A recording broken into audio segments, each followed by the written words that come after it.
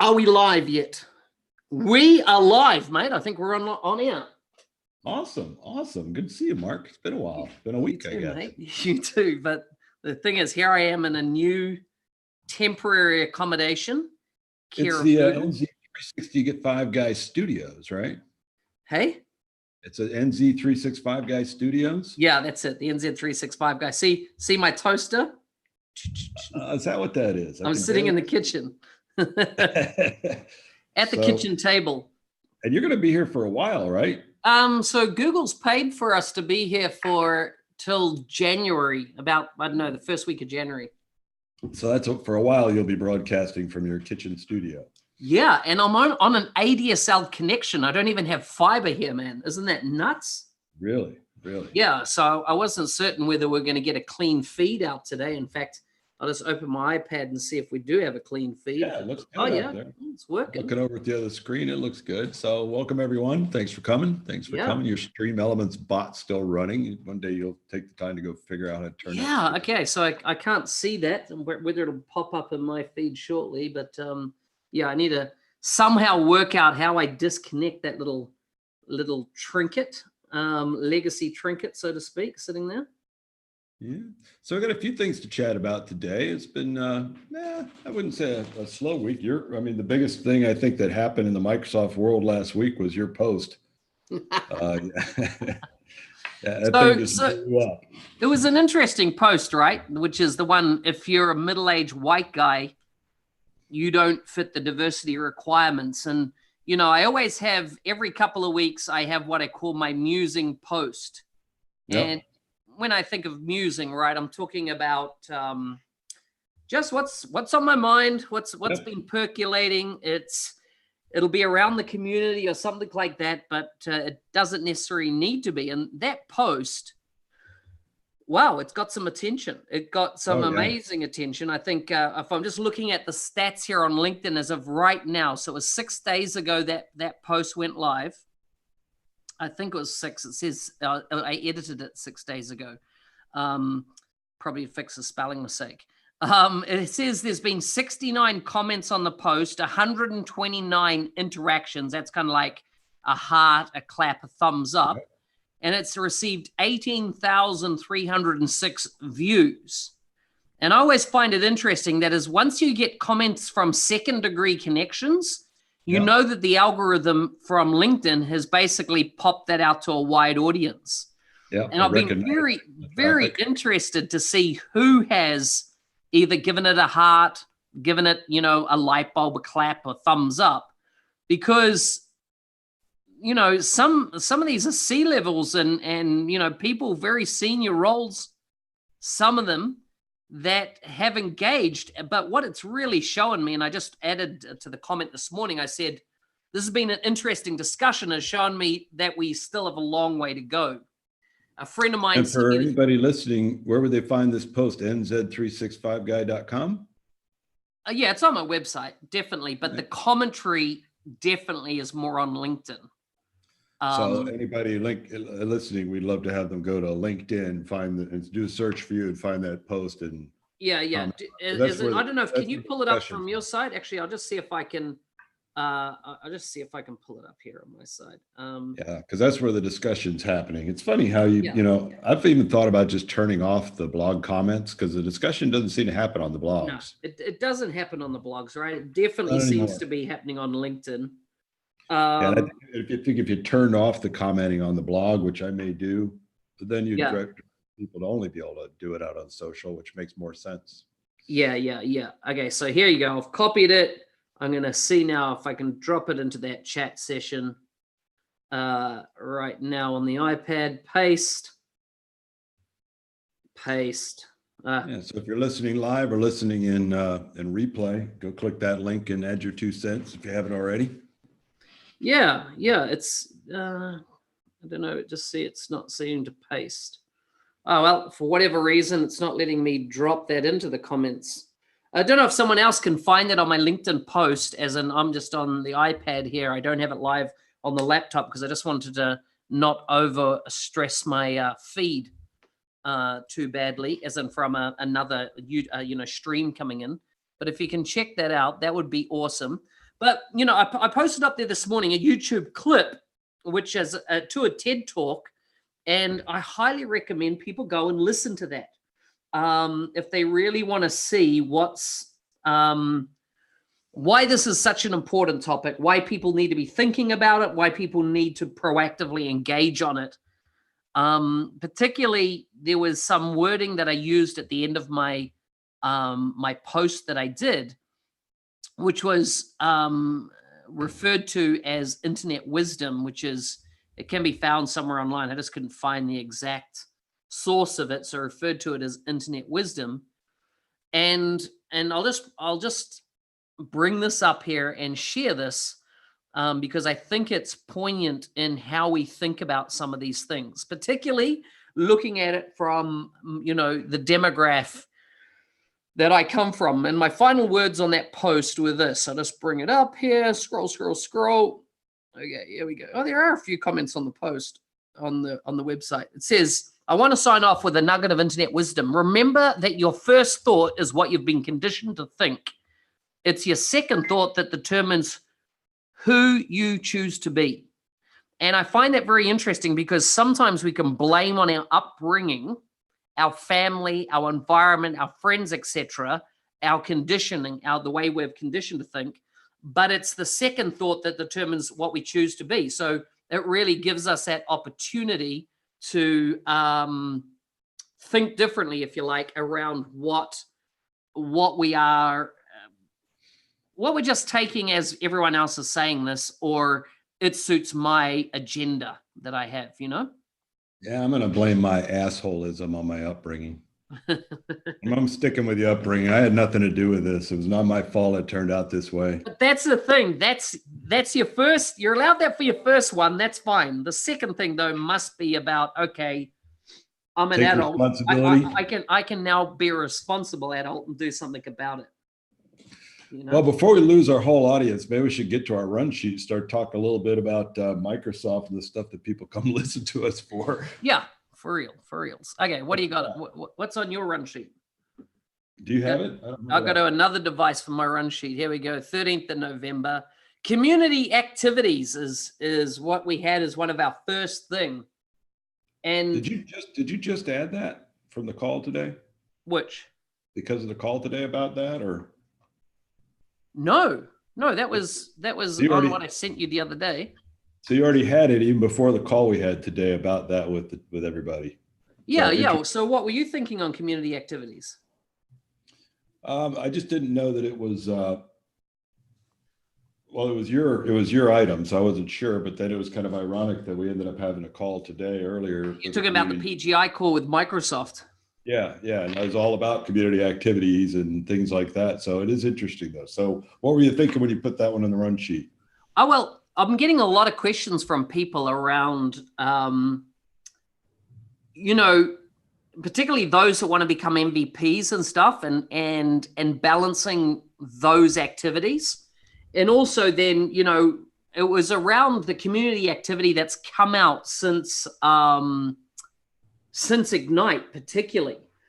So I'll just jump here to an email which Guido puts out, and it's the Dynamics Weekly email that he puts out. And there was a post in there, and I happened to be writing a post this week on Power Virtual Agents. And this post here was by Karina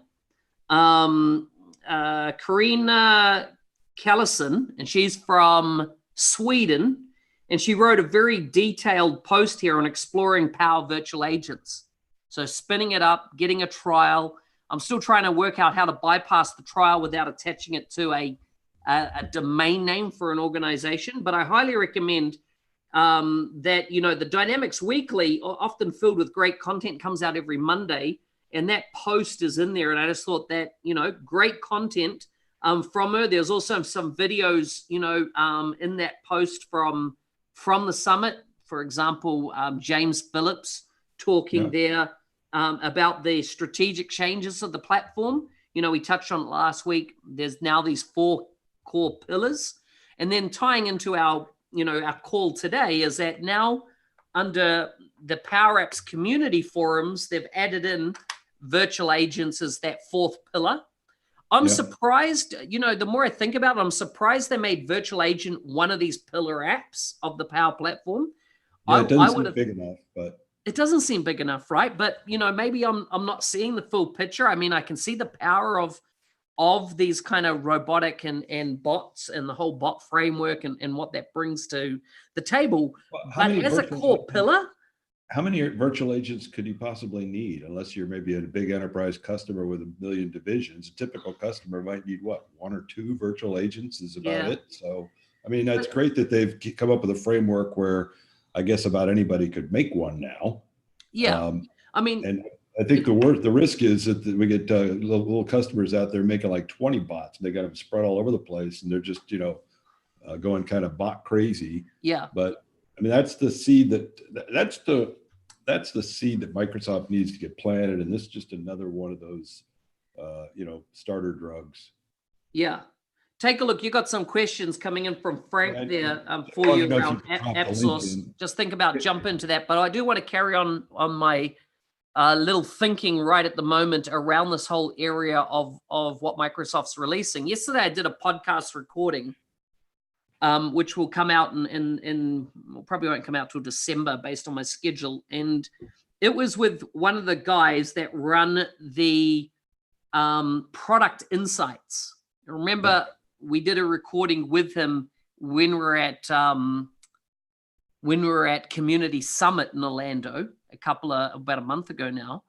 And Judd, the guy's name is. And what's interesting is that Power Insights, I can't imagine being used for any mid-market business or SMB. I can only see that its application is for enterprise customers. Right? Yeah, Because the whole idea is taking telemetry data from an intelligent product. So let's say it was a washing machine, right? And you had a circuit board in that washing machine that had a bunch of sensors in the manufacturing of that washing machine that said, hey, the drying function is going way beyond our standard norms for drying. This is going to fail in X number of months. And this is a trend happening across 500 of the products out in the market at the moment, right? So it's about getting that signal back home. It's like, let's say it's a portable, like your car, which would have, a modern car electronics in it. When you pull into your garage, it automatically connects to your Wi-Fi and sends a package of telemetry data up to the manufacturer and says XYZ, and so looking for the spikes in those patterns. The Internet of Things is a logical connection point, but the idea is once again, they've created this tool set.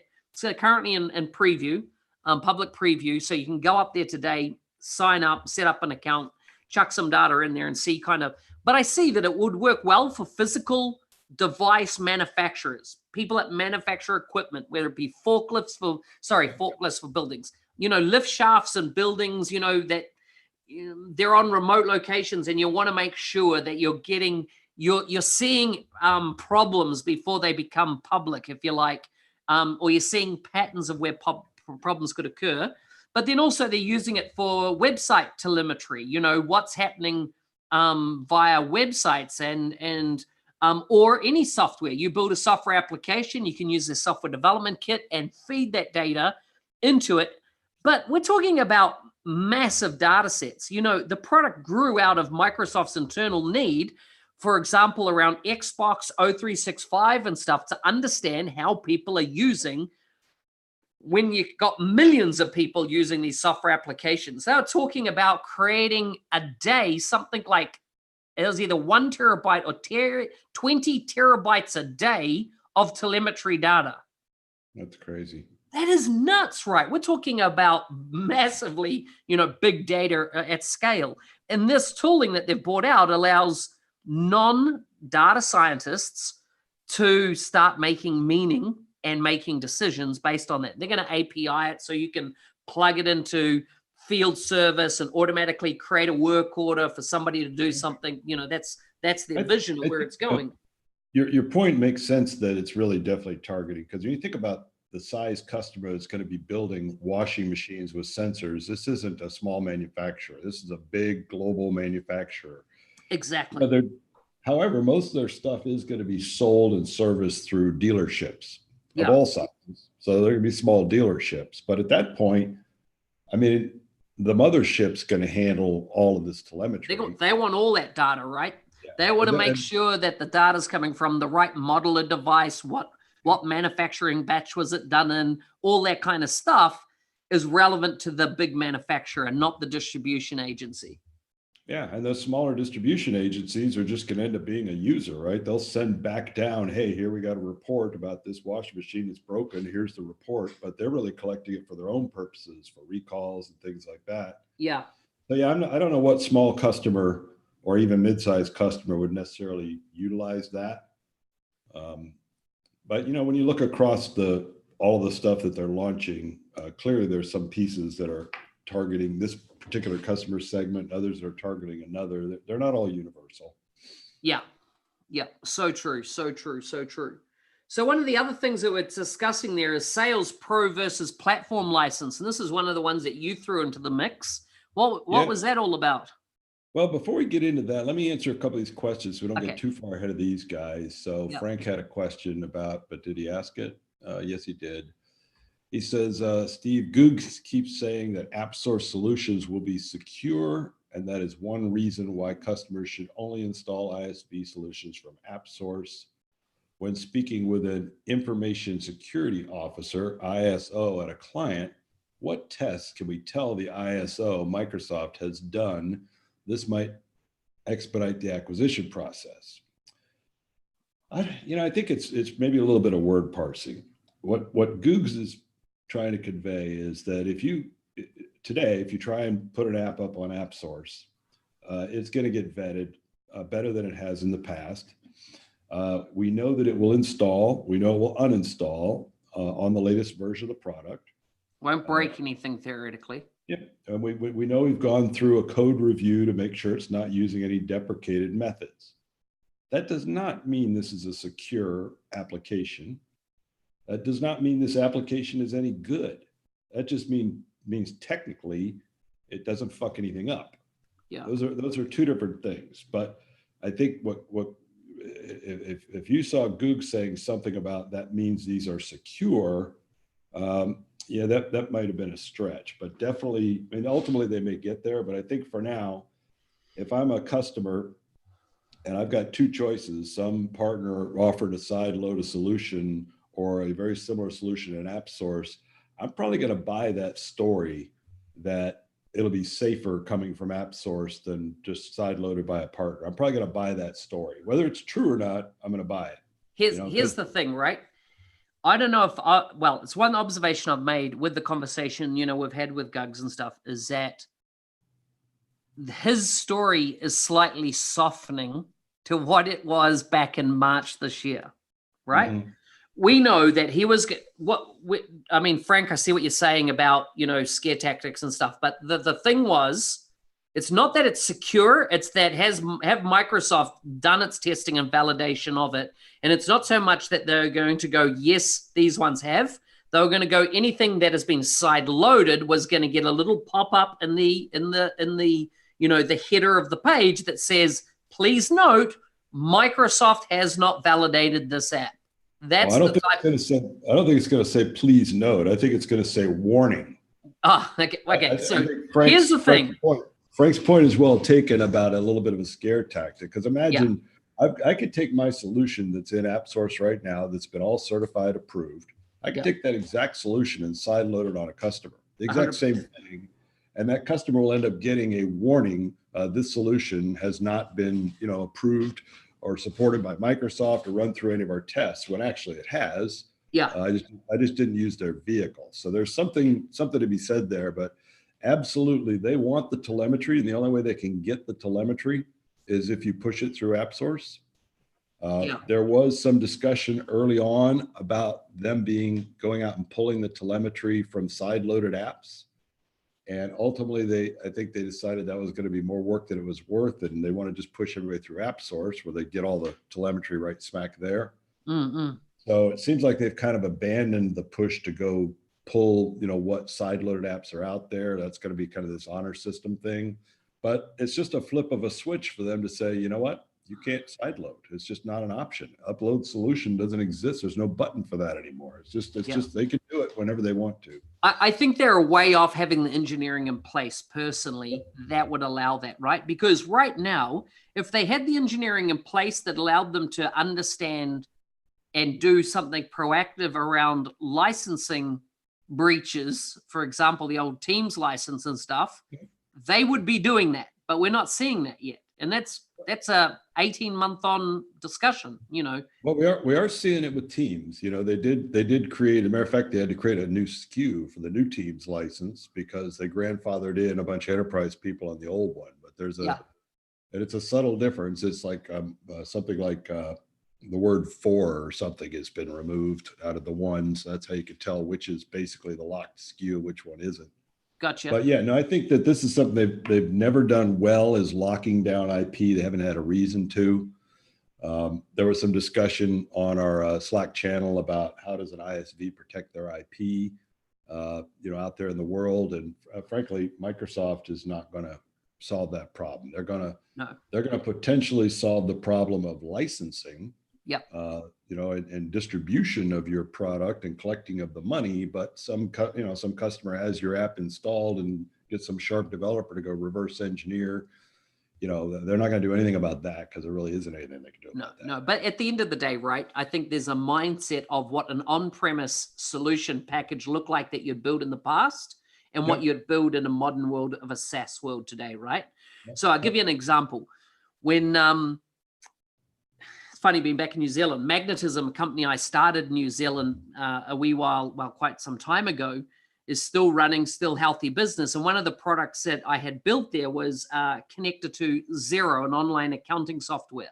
Yep. And we used to drop the package in an on-premise scenario, and it would add a bunch of entities, or add payment entities, so you could see when payments had come in, part payments. It would allow for credit notes and all that type of stuff. Now, as soon Magnetism, it was attractive. It was a good brand. I think they call it Magnetism Solution now. In fact, my wife reckons she hooked up with me originally just because I had this magnetism. I'll take that. But anyhow, name aside. So what I was saying is that as soon as everything became SaaS enabled, what we did is in Azure built the mechanism that handled all that integration, transaction point, and that type of thing. So when they got a solution file, it was dumb until it had been authenticated against our server. It did nothing, right? And you know, that's just the nature of IS. There's nobody out there building solutions today that doesn't have to invest a significant amount of money into protecting that IP for themselves, and they have to do it themselves.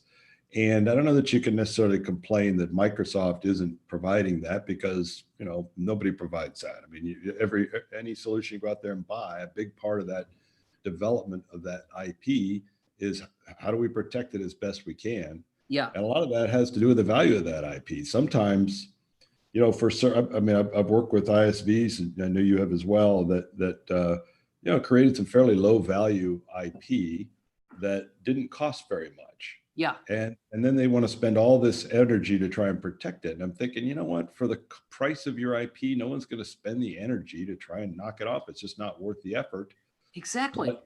And you can't protect it even if you wanted to. I mean, it's not hard for a developer to kind of look at what your thing does, even if he doesn't, you know, pull the JavaScript or decompile, or even if he doesn't do that stuff, just looking at it, you can figure out, okay, I see what this is doing, and go build it. So there's nothing protectable. I think the way you protect IP today is you're a better fucking marketer than the other guys. Yeah.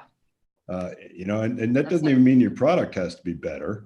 If you're able to outmarket anybody else in your space, you're gonna win. And that's the best way to protect IP. Yeah. Oh, what was our topic then? We were getting back to. So I was just checking that. So that was Sales Pro versus platform that kind of grew out of. Yeah, this is going to be an interesting one because, and this is kind of related to the next item on the run sheet, but Microsoft has decided, you know, they've been back and forth on SMB, right? They've been wishy-washy with them for years. Sometime they get an appetite and they feel like they want SMB. They know it's a great big pile of business out there. Yeah.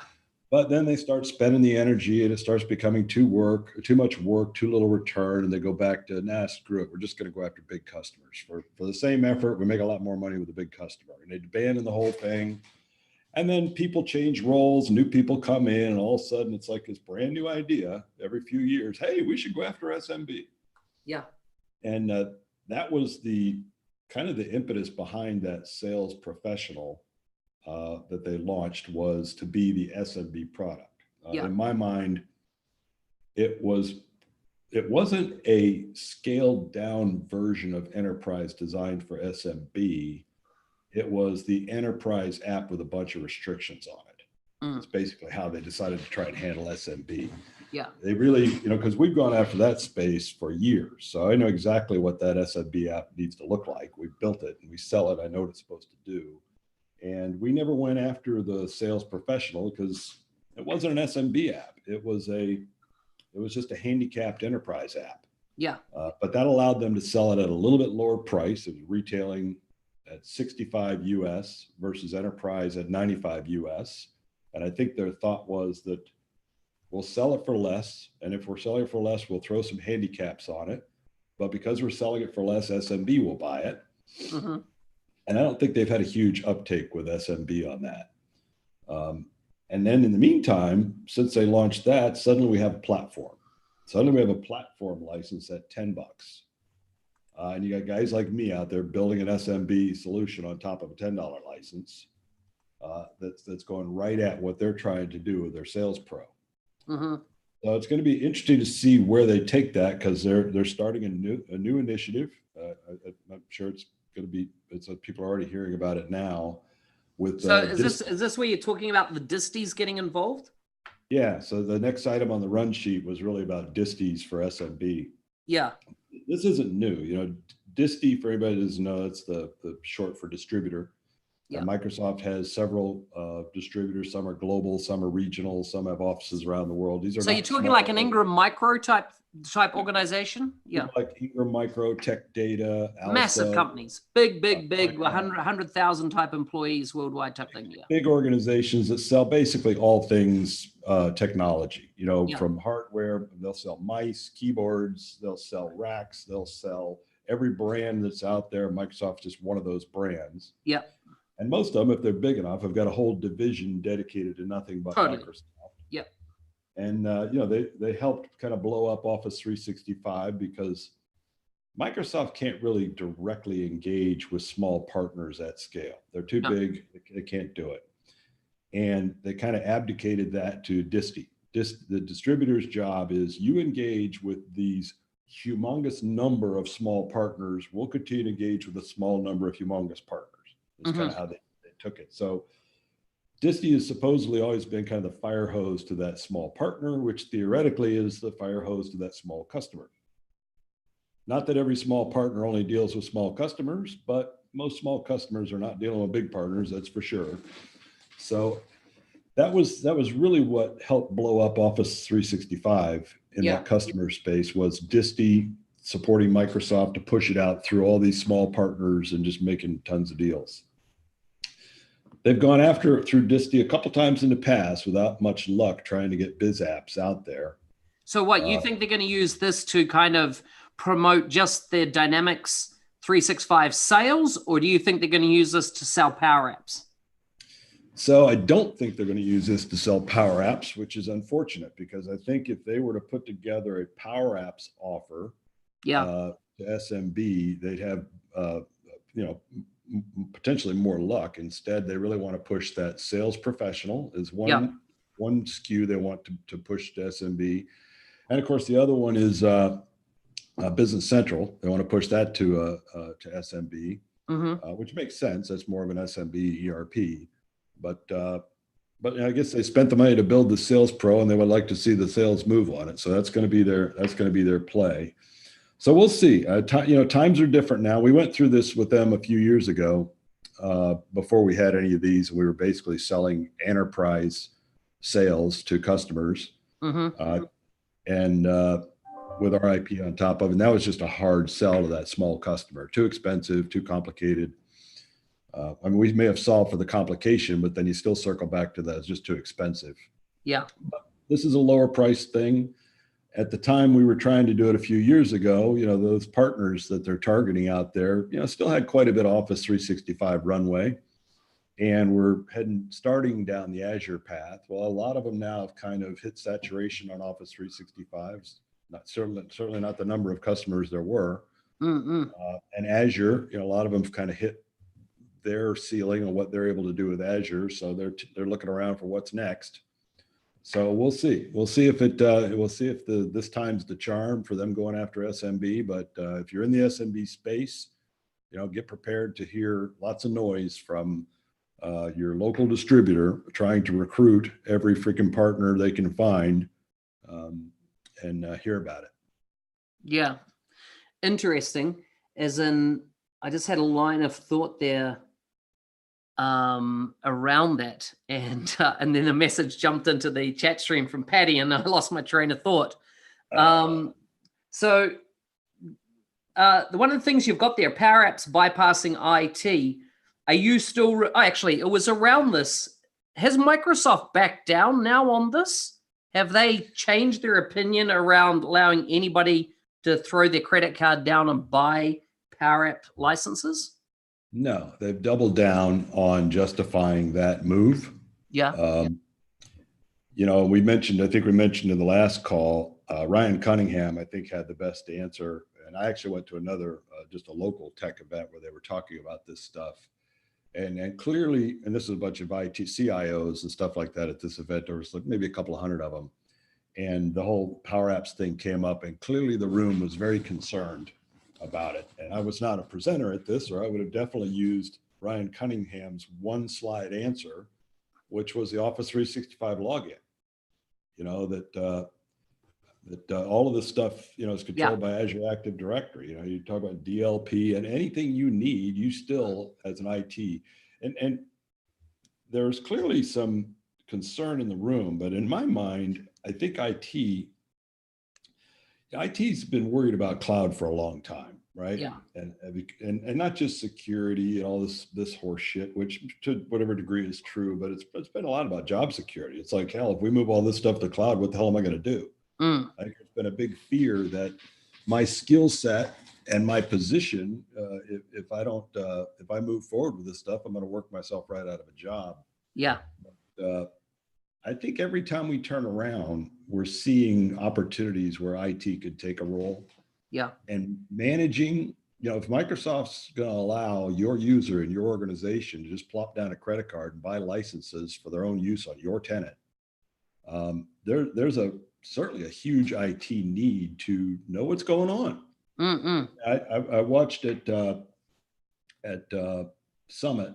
I watched James Phillips did a fireside chat with 3 of the big, enterprise customers that went heavy into PowerApps, and all talking about how it seemed the story was similar. It kind of snuck up on them as IT.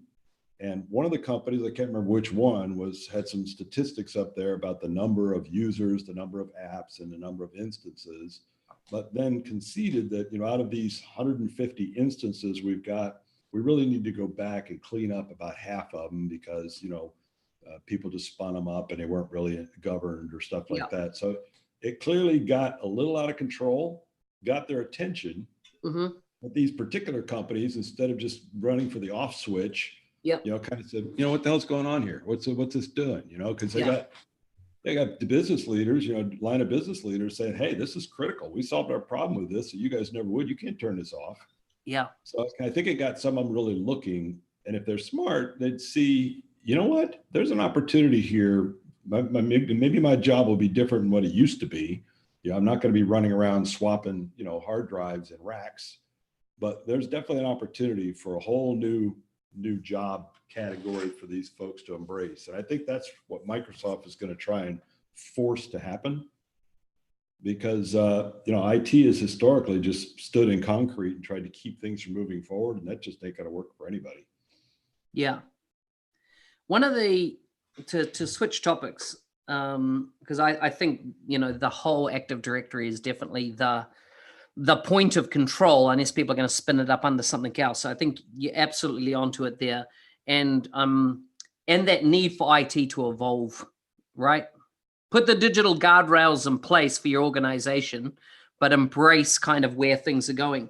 One of the it's kind of sneaky when you think about it, right? Because Microsoft knows that if they let this go through IT, end users wouldn't see it.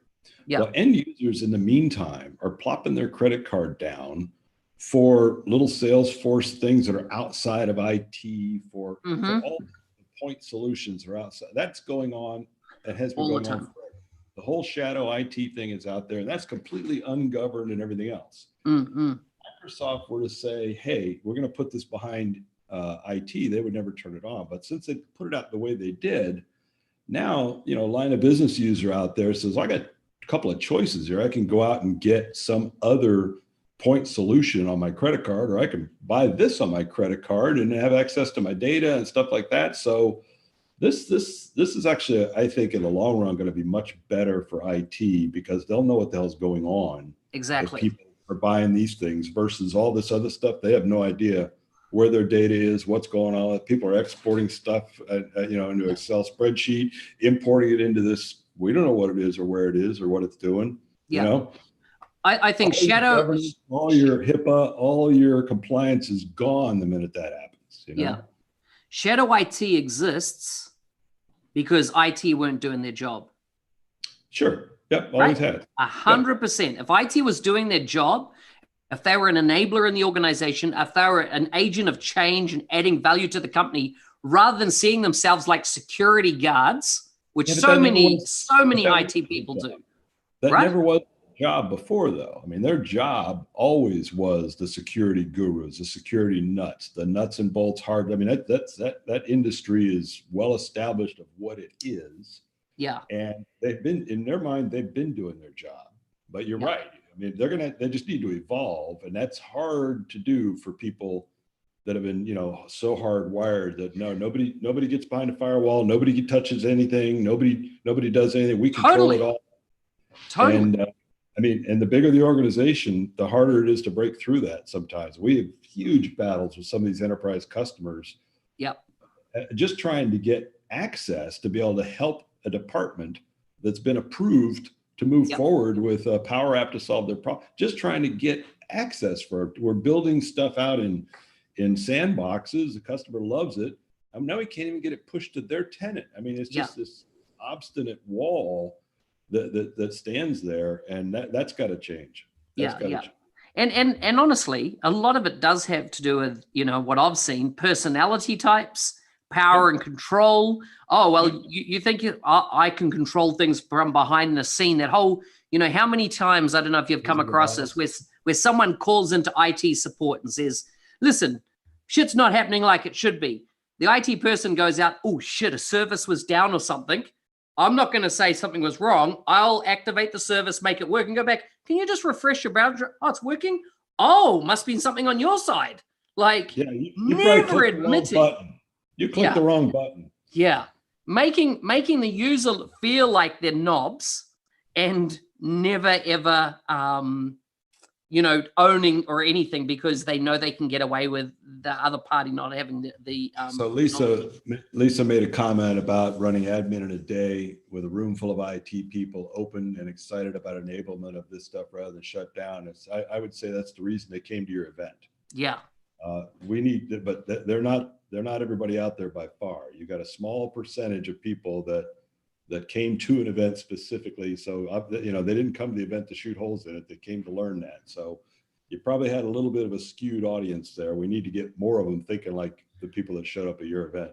Yeah, exactly. And I don't know whether age is involved in this, because once again, I've seen that a bunch of old IT guys, they're pushing for their retirement check. They don't want to learn something new. They've been in this role for ages. They've hidden out in those back rooms of their organization and controlled, often sat up in the server room and things like that. Yeah. And they don't want to learn something new. They don't want to have they want their servers. Yeah. I definitely think there's a lot about that. I think there's a lot about how they've been educated, with the, the IT kind of certification path they typically go through. Yeah. Everything about that is opposite to what we're trying to accomplish here. But that's all their training from the beginning has been lock down, protect. You know, that's been their training. So they're pretty hardwired, and that's a hard thing to change. I think we need that next generation, frankly, we need a generation of those old farts, and I'm one of them, one of those little farts, but we need a generation of guys my age, frankly, to get the hell out of the way. Yeah. And I think the cloud era totally changes that, because cloud is constantly updating whether you're ready for it or not, right? You can't, you know, we haven't seen now with Dynamics, you can't stay out of sync. You need to be in sync with the release cycles, etc. Is that you've got to keep pushing forward. You've got to keep learning, you know, to Andrew evolve. says this is the biggest hurdle to actually establish citizen developer culture. Well, that's exactly the reason why Microsoft is putting it directly to end users to be able to buy. They're just trying to bypass that hurdle completely, because they know if they got behind it, it wouldn't happen. So you're right on, Mandar, and they're just going to bypass it. They're just bypassing it. Yeah. So you still control, you still got the governance, but we're not going to give you the authority to allow it to happen. We're going to let your users decide whether or not to let it happen. Yeah. What else we got on our run sheet? So other things, my 90-day mentoring challenge. I announced the other week that I'm doing my 2020, which I'm going to launch about mid-January.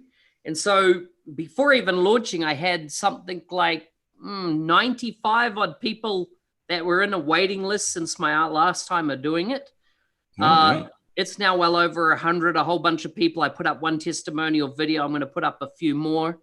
Actually, a few people on the session have been on my 90-day mentoring challenge. So I'm going to kick that off again. Nice. It's it's interesting to see where people are coming from around the world and the interest in it. So hopefully I'm probably going to do the cutoff around mid-December. I won't take anybody after mid-December. So if anybody knows anybody that wants to kind of get a bead on where their career is going, what they should be doing, send them to my webpage. I get them signed up, and I send a survey out. And the surveys are 22 odd or 21 odd questions. And one of the fundamental things that survey does is flush out everybody that's not really serious about taking action. Dart kickers. Yeah. And so I do it as a clean out tool to one, it does allow me to understand where people are coming from, but it also does allow me to filter out, the tire kickers. So at the moment I'm sitting, I think 40 odd return surveys in the last 42 hours. So it should be a big session, two time zones. Mentoring challenge that you do at absolutely no cost for these people, of the information that you share with them about what they need to do to be successful, is a clear evidence, if anybody was wondering, of what makes Mark Smith way better than Steve Mordue. Because I would not ever do that. What rubbish? We all have our certain skills and talents. I'm generous, but man, I'm not that generous with my time. I just I applaud you for that. I mean, it's an incredible thing that you do there. It's good. So. It's good. What else have you been working on lately? So we're still working on a couple of our, we're continuing with that rapid start banner and trying to think of more and more things that we can build under it. And all of the same idea. Let's build an application based on our understanding of a particular type of customer, what it is they're using, and try and reduce the amount of time and cost that it might take for someone to get from buying a license to using a product. Yeah, that's kind of been our mantra all along. Is I want you using this product very quickly, but efficiently, and that's a lot what we've done. So we're continuing to work on top of some of those accelerators, because I definitely think there's opportunity around those accelerators to be able to, because everything Microsoft builds, it's funny, because the stuff that they say is simple still isn't simple. Yeah. It's not even simple to us, much less to an end customer. So that will be a continuous business opportunity for any ISV or partner, is let's take this quote unquote simple thing from Microsoft and let's actually make it simple. And that's going to go on forever, because they don't have any concept of what simple actually is. Yeah. And we see that every day. We've got MVPs on the DL confused about things that Microsoft is thinking are simple. I can't imagine customers, what they must be thinking about some of these things. So we're seeing that a next area for us is really focusing on top of some of those industry accelerators they built. Yep. That again, too complicated Yeah. and not finished enough to solve a problem. Yeah, I'm not seeing the traction on those accelerators, right? I'm not seeing them really taking off. Maybe I'm not close to it or what, which I assume is the case. I mean, but honestly, I'm not seeing the traction. There's some traction, to be honest. It's probably there's probably a lot of marketing behind what's going on there, and the reason for building them was a marketing exercise. Hey, if you're a healthcare organization, we have a healthcare accelerator. Well, healthcare accelerator they built is fairly specific for fairly specific healthcare problems. The healthcare industry is enormous, and most of them don't have the kinds of issues that they're solving. Yeah. So in that case, it's just like an accelerator. We have a healthcare accelerator, and you are in healthcare, even though the accelerator build has nothing to do with your business at all. So at that point, it's a marketing tool. Yeah. And I think that's how they're being used a lot is frankly as marketing tools that whatever industry you're in, we've got an accelerator. Yeah. But So they can't have built an accelerator that works the same for a pharmaceutical company, as a hospital, as a dental clinic, even though all those people fall in healthcare. Yeah. You know? I think they got too confused with building the experience layer instead of just focusing on data models. I agree. Well, they felt like they needed to build an experience layer. And it's funny because when they talked about it in front of partners, they were very tiptoey that we're not trying to do your job here. No. We just want to make sure there's some example, they're putting the stuff out as examples. But yeah, I think a lot of partners were thinking, just give us the data model and we'll take it from there. Thank you very much. So that's where you can save us time. So, as you know, but our audience won't know, I've been working on I'm involved with a new startup, which on the 2nd of December, all being well, we're going to announce that new startup. And it's going to address some shortcomings of, particularly Dynamics 365 sales. Right? Some functionality. I've written posts in the past around how that product has not really had anything done in 20 odd years fundamentally. And the way sales is done now has changed. So, but one of the things I have experienced in this is what does a new person, a new startup look like in trying to engage with Microsoft? In other words, you don't have a domain name for your company because it's a brand new company, right? It's a startup. So you bought a domain name, but you don't have an email address. And the first thing when you go up to the NPM portal and you sign in, it says, what's your company email address? Well, I don't have one, right? I've got a domain name. Office 365 address, right? As soon as I set up my O365 account, mate, I'll have an email address. But they've got no concept. They've got no concept of a startup company coming and building their business from day one on Office 365 or as a Microsoft partner network, individual. And so what I did, here was my mistake I made. I used another domain name that I had an email address on. Well, they grab that domain name and say, well, that's your domain name now. Everybody's going to have email addresses. And you're like, whoa, hang on.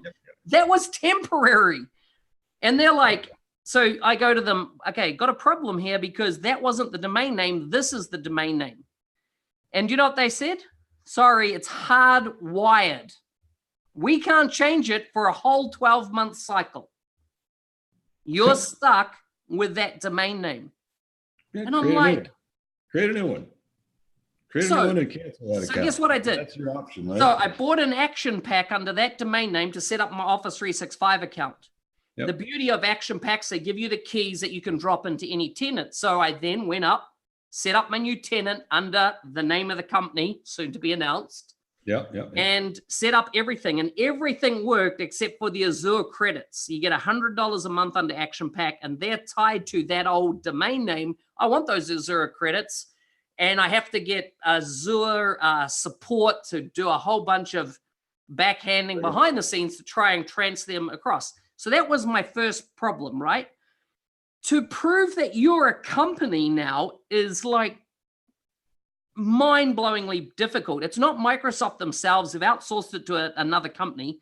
And so this is what I had to do to prove myself as an MPM partner. I had to give the formation documents of the company in the US, had to validate that address, and had to validate that I own the domain name. And I said, well, can you look up the zone file and see where it sits, right? It sits on Office 365 in Azure AAD. It couldn't be there unless I had put it there.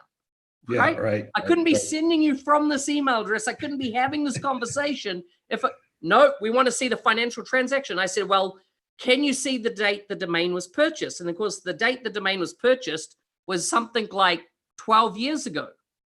Yeah. They said, can you please provide us the receipt for that? I'm like, it was 12 years ago. Like, you're asking a dumb question. So you know what I had to do? I had to renew the domain name for 12 months and give them that receipt for them to go, oh, okay, everything is okay. Crazy. I'm like, my gosh, your process is so stupid. It's not allowing logic to be part of the conversation. It's like, follow this bouncing ball, support person. If it doesn't fit, fuck off. So totally stupid. So now let's go to AppSource, right? So now I'm trying to sign the new addendum document. Yep. Goes through and says, listen, can't go past this point. I put all my tax information in, blah, blah, blah. Sorry, you need to sign the addendum docket, contact support. No fucking link to it. Contact support. So I contact support. Guess what? Support comes back. Here's a link to the addendum document that you can read. I read it. I know what it is. I've already read it before. I want to sign it. Sent an email. It's been 48 hours. School got no response. How do I sign the bloody addendum so I can be fully part of the new ISV Connect program? It's kind of like, how many hurdles can you put in place to make it as difficult as fuck for somebody to sell on AppSource? You know, I don't envy Goog's job because I think he probably thought he was going to come in here and whip, do a couple of big things and solve the problem. And I think they took something that had problems all the way from the beginning to end, and they decided, let's start chewing in the middle. Yeah. You know, and they just really started chewing right in the middle of the problem and feeling, I mean, they're making some big loud noises about the chewing that they're making, but like you say, that very front end coming in, they haven't gotten to yet. I don't know. I don't know if they will. There can't be that many ISVs trying to join every day. You know what I mean? That this maybe that's the problem. Of course they can't, because they can't join, mate. The road to joining is a torturous canyon of obstacles and sleight of hand that you need to try and work out to, and like, I've been in this game 20 years. I've been a Microsoft partner for 20 years. I've handled all the gold and silver partner type relationships. I feel like I kind of know my way around shit. And here I am, not new to Microsoft, someone that knows this ecosystem. Yeah. And fuck, I'm struggling to make head nor tail. Is anyone doing customer journey mapping, or do they look at it from their side of the journey and go, yes, it's perfect? Nobody puts themselves out in the customer world and go, does this fucking work? Well, and you're somewhat of a sadist there, because I know whenever I run into those things, you know, I'll just reach out to somebody I know, you know, above the person that's behind the curtain and just get, but in a way, that's just my own selfishness. I want to solve my problem now, and I don't want to go through the process and see where the problems are. So see, I want to write a blog post on what the problems are, so hopefully it changes for everybody. I want to make a better world. So I don't really, exactly. And I don't really know exactly what all those folks would suffer going through. And you're actually almost intentionally going through the pain, so that you'll know what that pain is. I mean, AppSource is the same thing. We don't do anything in AppSource, or I'm not reaching right out to the back end team and just bypassing all the horse crap and just getting stuff published. But this is what disappoints me, because it is human behavior to go, this is too hard, I'm walking away. Yep. And what are they leaving on the table because they're making it too hard? Now, I just heard something in one of our back channels the other day that an ISV was told to remove the certification component of their app because it was flagging on their the test. And so they could get it through the test, remove that certificate element, that thing that makes it secure, so it passed the test. I'm like, what the fuck? Sort out the system properly. It's the same thing with, one of the few things we can do to try and protect, at least from rookies, is obfuscation, right?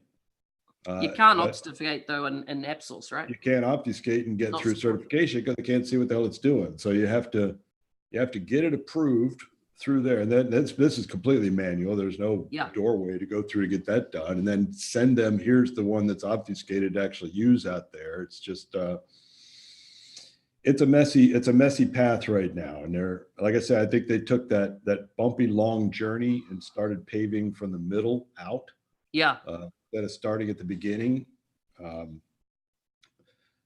I'm hopeful they'll get there. I mean, the problems are solvable, but then so is every problem we ever have with Microsoft. They're all solvable. Yeah.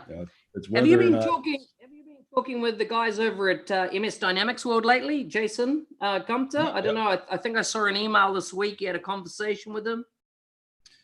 Yeah. Let me pull that up. There's something on the ISV Connect series. He's talking. So what was that? So there's ISV Connect series. There's part 1 and 2 of a post, it looks like, which has, of course, been a topic we've been hot on. Was he interviewing folks at at Ignite? Because I see he's got about 3 different posts around, the changes in finance and operations that are coming in. The Teams integration being a very big top of mind. What I'm seeing, and I'm doing some contract work for Microsoft at the moment in Seattle, and Teams is very much becoming the big landing surface, right, for everything.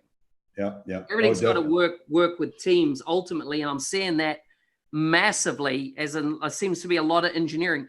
I don't know if I've got this wrong, but can you switch accounts on the desktop version of Teams? Yeah, I switch back and forth from Microsoft to our own. Are you talking guest accounts or actual legit logins? Because see, on the app here, on the mobile app, either on iPhone or iOS, if I go in there and I jump into Teams, here I am in my Teams.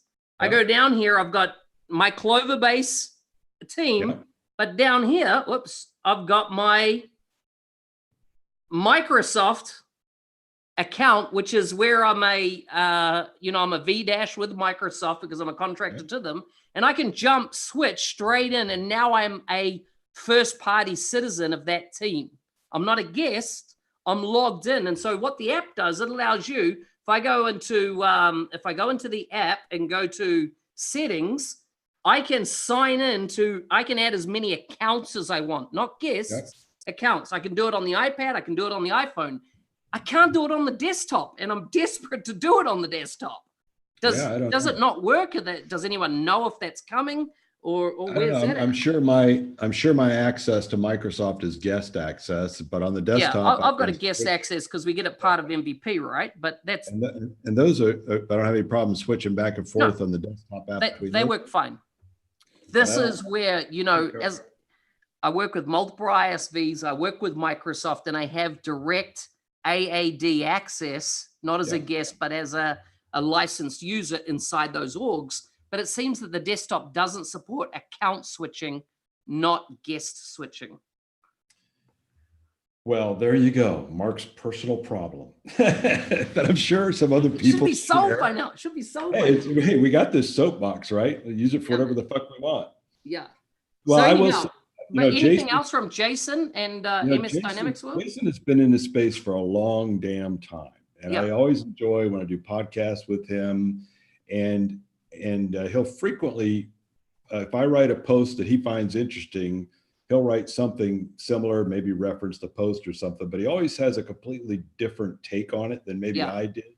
Yeah. And I mean, if anybody's not checking out, MS Dynamics World, you definitely should be checking it out because he just been around too long. What he can bring to it that I can't always is history. Yeah. Exactly. I mean, my history is not nearly as long as his is. Plus, he focuses on all of the Dynamics products across, and I only focus on the one area. So he's got a pretty unique perspective. If you're not following his stuff, you probably should be.